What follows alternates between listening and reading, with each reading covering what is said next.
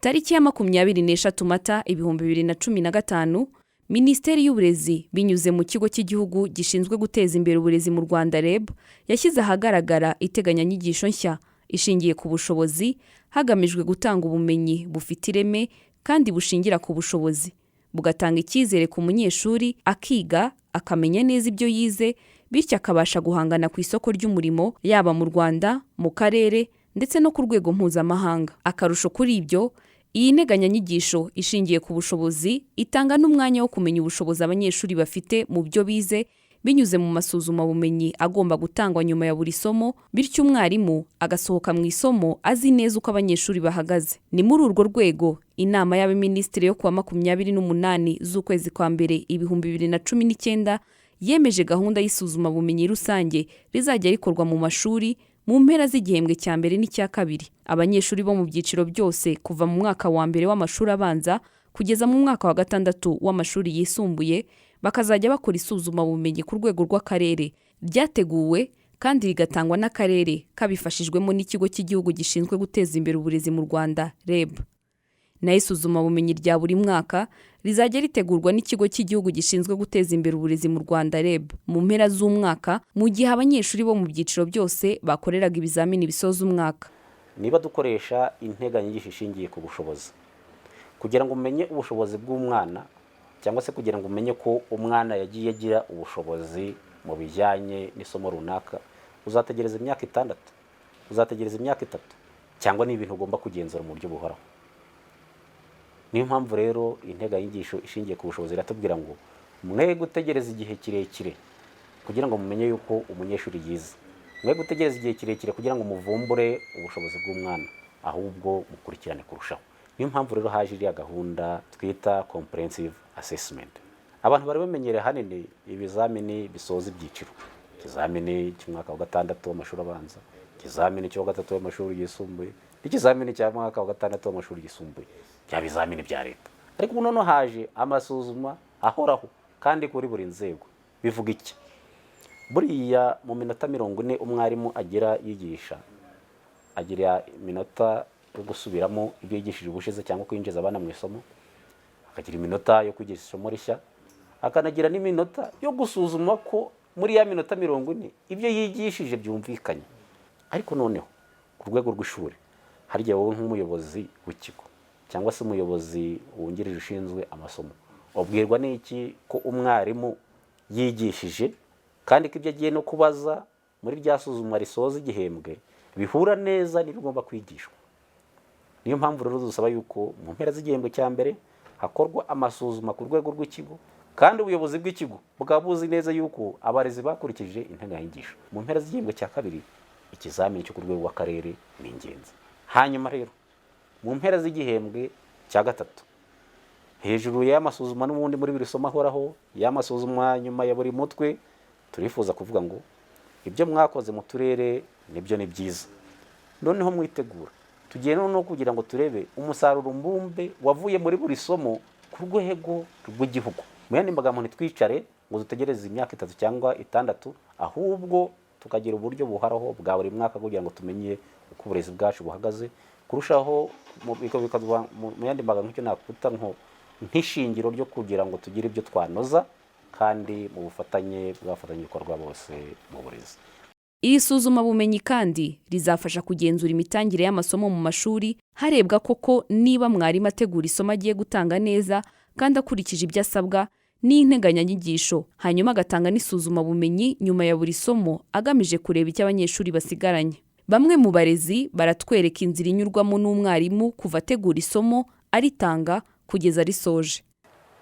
Ni ukuvuga kugira ngo isomo ribe ryiza hari ibintu nk'umurezi asabwa.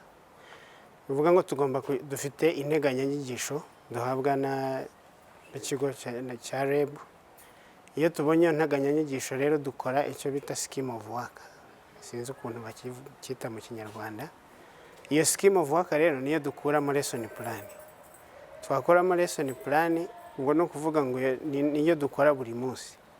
Kuyikora buri munsi rero bidufasha kugira ngo tumenye isomo wigishije, niba wigishije unit wenda ya mbere ukagira sub unit ya mbere, uko ugenda ubikurikiranya kugira ngo noneho nurangiza iyo unit ugomba gukoraho isuzumabumenyi uha abana. Noneho amara kubabaza uko bashubije niko umenya ngo isomo iyo unit barayumvishe, ugakurikiza hindi. Ariko iyo batayumvishe no kuvuga ngo ubwo waguhaye inzira zo ko ushobora gusubiramo cyangwa se aho batumvishije kongera ukabasubiriramo. Ibi bizafasha, ntabwo ari ikigo kimwe gusa, ahubwo bizafasha igihugu cyose muri rusange, aho abana bose mu bigo bitandukanye yaba School of Excellence and 9 Basic Education bose bakora ikizame kimwe bakajya kuri standard zingana, aho umwana azajya akora akompetingana no ku bindi bigo hose. Ibyo bikazanatinyura abana kugera kuri level ya national exam bari ready yo kuba bakora bakijya n'ubwo gukora examen national. Abayobozi b'amashuri nabo barerekana ibyo bakora ndetse n'uburyo bafasha abarimu mu kugira ngo iyi gahunda y'isuzumabumenyi rusange igere ku ntego yayo, by'umwihariko ku rwego rw'ishuri. Ubundi twari tubegereye gutanga ibizame byo ku ishuri, rimwe rero tugatanga ibizame byo mu karere ku myaka ya 3 n'iya 6 kugira ngo bitegure, ariko kuko bigiye gukorera ku mashuri yose ni byiza cyane. Ni byiza kuko bisuzuma umwana ukuntu yigishwa, ukuntu yiga. Iyo bije mu karere no ku Rwanda Education Board REB, ubwo n'umuntu wo hanze ubupima uko umwarimu yigisha nuko umunyeshuri yiga, nuko akora icyo kizami. Byerekana rero ubushobozi baba bagezeho. Abayobozi bashinzwe uburezi mu nzego z'ibanze nabo bagaragaza ko bashyigikiye gahunda y'isuzumabumenyi rusange kandi bakayishyira mu bikorwa neza. Isuzuma ritegurwa ku rwego rw'akarere, niko ntabwo ari abakozi b'akarere ubundi bicara ngo bakore rya suzuma. Urumva ko tudafite ubumenyi bwose icyarimwe, y'amashuri y'imyuga abanza n'ayisumbuye muri masomo atandukanye. Ahubwo turavuga mu bigo dufite mu karere ka Gasabo niyo dufite imbaraga. Niba ngiye mu biga biology chemistry, nihe nakura abarimu bafite ubushobozi n'ubumenyi. Abarimu tugenda tubahuriza hamwe, twamara kubahuriza hamwe muri buri somo turafatamo nibura abarimu 3 kugira umwana bataza kwitegura ikizamini cy'uko acyumva.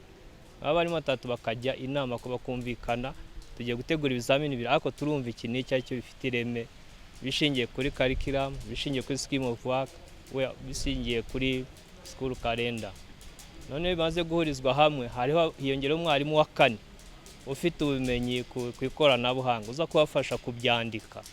Niba ari gukora amashusho akayakora neza ku buryo umwana abona rya shusho, nibimusabe kujya kubaza ngo izi shusho risobanura iki. Noneho tukabishyikiriza abashinzwe uburezi ku rwego rw'imirenge. Iyo bivuye ku rwego rw'imirenge bimanuka ku rwego rw'umuyobozi w'ikigo cy'ishuri, biba bigeze mu maboko ye. Noneho umuyobozi w'ikigo cy'ishuri no ukora print out, kongera impapuro abana bari bukoreshe. Noneho wa munsi w'ikizamini kuko na timetable cyangwa ingengabihe y'ikizamini nayitegura kuri rwego rw'akarere, noneho ikagenda isa ku buryo niba ari gukora imibare mu karere kose baba bafite imibare. Umwe adakora ingengabihe ye agakora ikizamini cy'imibare uyu munsi, undi yagikora ejo, kandi ikizamini cyari kimwe. Birumvikana yuko abana bashobora guhura bakabaganira bakamenya ikizamini. Ubwo n'ingengabihe ibisa yateguwe ku rwego rw'akarere, ikizamini kimwe ku isaha imwe, bose batangirira rimwe. Noneho ikizamini kimaze gukorwa, aho ibigo byegeranye bashobora guhinduranya, akavuga ati ufite imibare nawe ufite imibare, abana turanganya. Ikibazo kivuka kenshi ku mubare w'abana.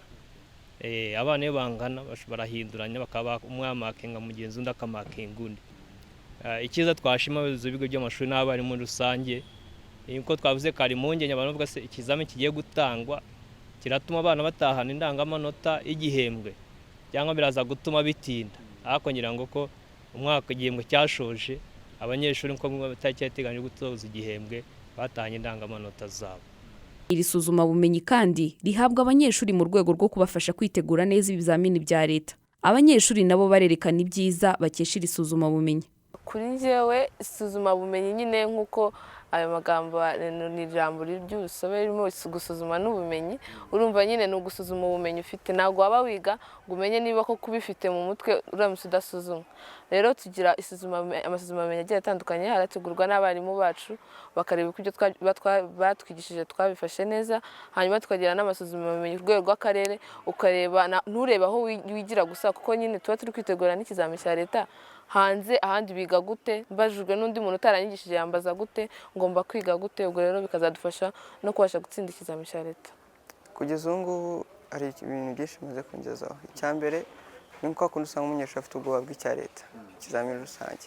Iyo nzi ko noneho ubu ngubu nakira ibizamini biturutse ku rwego rw'akarere, noneho birantinyura, no kuri wa munsi nkaba nzi yuko noneho bizaba ari ibintu byoroshye n'imikorere y'ikizamini ikaba yoroshye. Icyo ni kimwe. Ikindi cya kabiri mbona, ubwo navuga ku ruhande rwanjye nk'umunyeshuri cyangwa se nkavuga no kuri abanyeshuri rusange, ni uko usanga bwa busumbane busanga bugaragara, umuntu atekereza yuko abantu biga muri 9 years bashobora kuba batahabwa uburezi nk'ubwo mu bindi bigo bya leta cyangwa se n'ibya privé bibona ubwo burezi. So ubwo nge mbona yuko niba duhabwa ibizamini bisa mu karere hose kimwe, noneho bituma naho umuntu wiga mu mashuri ya 9 years adakeka ko wenda ireme ry'uburezi ryaba riri hasi, bigatuma twese nk'abanyeshuri twisanga mu burezi bw'igihugu. Urebye nyine dusanzwe dukora ibizamini nyine umwarimu yateguye, ugasanga amenyereye nk'umwarimu runaka ategura ibintu bimeze bitya, akunda ino topic, akunda iyi ngiyi. Ariko nyine iyo uzi ko akarere kari butegure, ugenda ukiga nyine n'ibindi mu ikaye yawe, kuko hari ibyo waba warasize ubizi ko mwarimu atari buze kubitegura.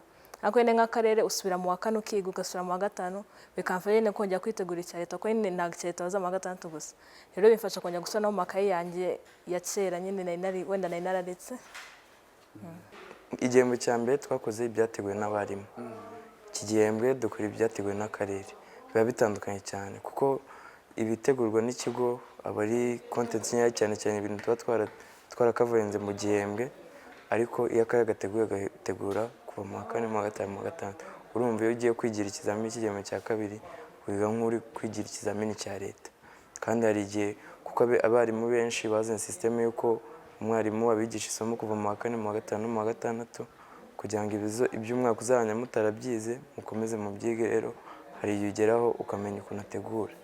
Icyo rero bigufasha no kwiga ku bindi byose mwamutarize. Gukora iri suzumabumenyi bifasha cyane umunyeshuri kugira ngo amenye, kuko nyine amenye ahantu ahagaze, noneho iyo bivuye kuri ku isuzumabumenyi dutegurirwa n'umutica, tukagera ku rwego rw'akarere, tumenya ese ku kindi kigo ho ni gute bari kwiga, ne bageze ni iki bashobora kutubaza, ese dushobora kuba twagitsinda. Rero nyuma yo gukora iryo suzumabumenyi tukara n'amanota yacu atwereka neza ishusho y'ahantu tugeze, ndetse n'icyo dukwiriye gukora n'icyo dukwiriye guhindura mbere yuko tugera ku kizamini cya leta. Bituma n'umunyeshuri agera ku kizamini cya leta afite icyo nakwita confidence yuko agiye gutsinda ku rwego rw'igihugu.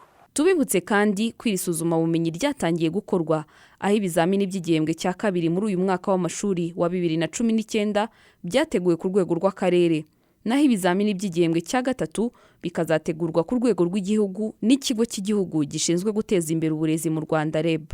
Babyeyi, nk'uko mumaze kubyiyumvira, kugera ku burezi bufite ireme bisaba amavugurura agamije guha abana ubumenyi bubafasha kurangiza amashuri bafite ubushobozi bwo gushyira mu bikorwa ibyo bize. Kugira ngo ibyo bigerweho, ntabwo bireba mwarimu gusa, birakwiye ko namwe mugomba gufasha abana banyu mu myigire yabo umunsi ku munsi, bityo mukanamenya aho bahagaze mu bumenyi ugereranyije n'ibyo bamaze kwiga.